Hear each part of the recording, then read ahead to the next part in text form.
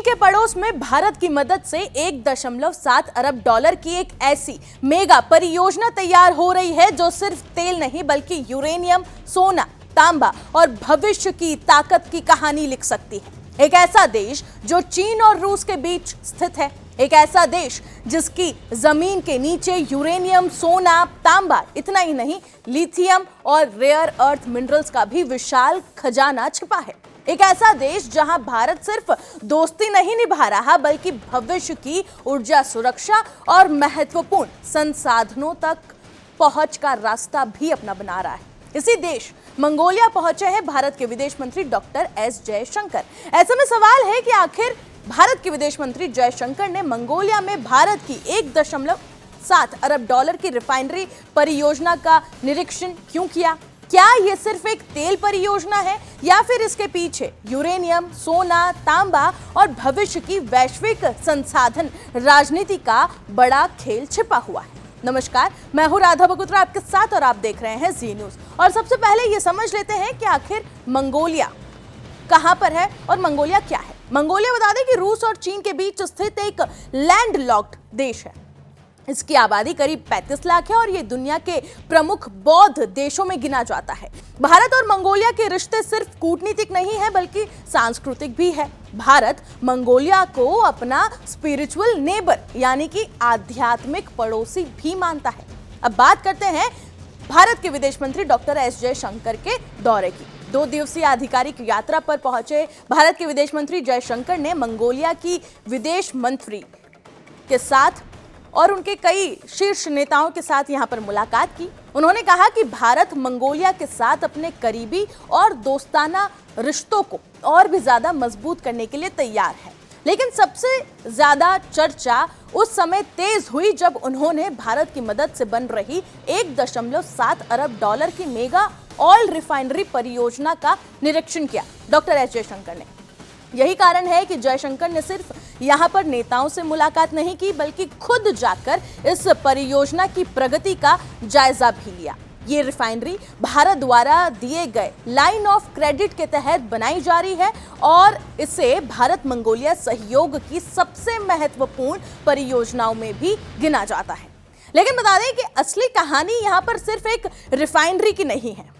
असल कहानी उस खजाने की है जो मंगोलिया की जमीन के नीचे दबा हुआ है। मंगोलिया दुनिया के सबसे खनिज समृद्ध देशों में गिना जाता है।